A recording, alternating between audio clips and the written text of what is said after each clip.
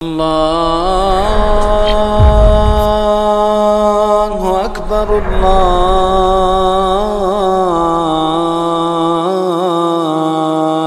اکبر۔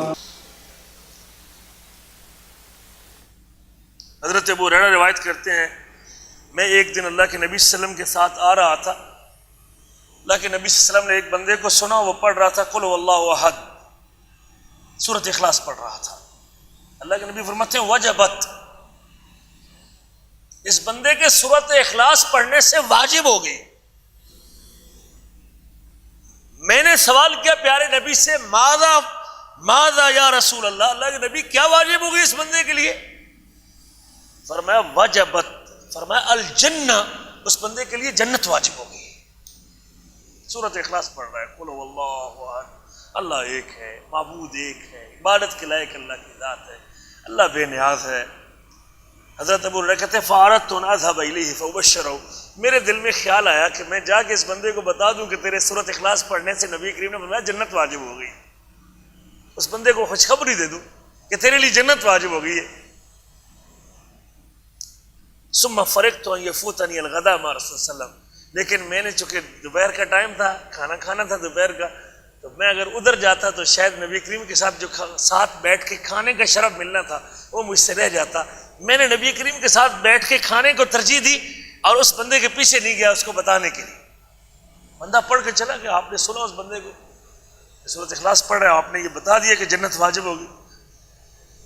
میں اللہ کے نبی کے ساتھ بیٹھ کے کھانا کھایا، ثم ذهبت الى الرجل، پھر میں بعد میں جب کھانا کھانے کے بعد اس بندے کو ڈھونڈنے کے لیے گیا، اس کو بشارت دینے کے لیے، خوشخبری دینے کے لیے تیرے لیے جنت واجب ہو گئی ہے۔ فوجدت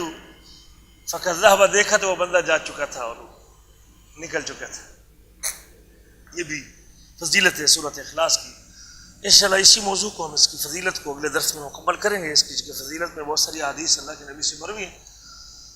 آخر پہ صرف یہ یاد دہانی کروا دیتا ہوں کہ ابھی چونکہ عشرہ ذی الحجہ یہ آمد ہے، اور رات بھی ہم نے اس موضوع پہ تفصیل سے گفتگو کی تھی، اس لیے میں نے جو ہے نا وہ اس موضوع پہ بات تفصیل سے نہیں کی۔ یہ 10 دن بڑے قیمتی ہیں، نبی کریم فرماتے ہیں کہ سال کے دنوں میں سے سب سے افضل ایام بھی یہی دن ہے، اور اگر ان سال کے دنوں میں سے کچھ دنوں کی نیکی اللہ تعالیٰ کو بڑی محبوب، پسندیدہ اور پیاری لگتی ہے تو وہ بھی ان 10 دنوں کی نیکی ہے، یکم ذی الحجہ سے لے کر 10 ذی الحجہ تک۔ میرے وہ احباب جو حج پہ نہیں جا رہے وہ ان ایام میں یا حج پہ جا رہے ہیں تو ان کو کثرت سے ان ایام میں نیکی کرنی چاہیے، کوئی بھی نیکی ہو۔ حتیٰ کہ صحابی کہتے ہیں اللہ کے نبی کہ جہاد کرنا بھی ان 10 دنوں کے مقابلے میں ذکر، تسبیح اور تلاوت اور نماز سے کم درجہ رکھتا ہے؟ فرمایا ہاں، جہاد بھی ان کے مقابلے میں کم ہے۔ اللہ کو جو ذکر، عبادت، تلاوت، جو نفلی عبادت، نماز، وہ اللہ کو زیادہ محبوب ہے ان 10 دنوں میں۔ پھر اللہ کہ وہ مجاہد جو اپنا مال بھی لے گیا اور اپنی جان بھی لے گیا اور سب کچھ قربان کر دیا، وہ مجاہد تو آگے بڑھے گا، ورنہ صرف تلاوت کرنے والا اور ذکر کرنے والا اور نماز پڑھنے والا اور تہجد پڑھنے والا، اشراق پڑھنے والا، مطلب نماز کا اہتمام کرنے والا، نماز کے ساتھ کی سنتیں پڑھنے والا شخص وہ محبوب عمل پیش کرتا ہے اللہ تعالیٰ کو۔ ان دنوں میں اللہ کو نیکی بڑی محبوب ہوتی ہے۔ ہمیں کوشش کرنی چاہیے کہ یہ ایام جو ہے یکم ذی الحجہ سے لے کر 10 ذی الحجہ تک تلاوت زیادہ کریں، لوگوں کی خیر خواہی کریں، مسکینوں کا خیال کریں، غریبوں کا خیال کریں، اور نماز کی پابندی کیجیے۔ سب سے افضل کام چونکہ نماز ہے، سنتوں کا اہتمام کیجیے۔ ان ایام میں نیکی اللہ کو بڑی محبوب ہے۔ اور ایک دوسرے مسئلے کی طرف بھی اشارہ کر دوں کہ جس بندے نے قربانی کرنی ہے، نبی کریم کا فرمان ہے جب تم ذی الحجہ کا چاند دیکھ لو اور تم میں سے کچھ شخص قربانی کرنا چاہے تو قربانی کا ارادہ کرنے والا شخص، بھلے اس نے بھی قربانی خریدی نہیں لیکن اس کی نیت اور ارادہ یہ ہے کہ میں نے قربانی کرنی ہے، وہ شخص اپنے ناخن بھی نہ کاٹے اور اپنے بال بھی نہ کاٹے۔ قربانی کا ارادہ کرنے والا شخص جس نے قربانی کرنے کی نیت کی ہوئی ہے، وہ 10 چاند نظر آنے کے بعد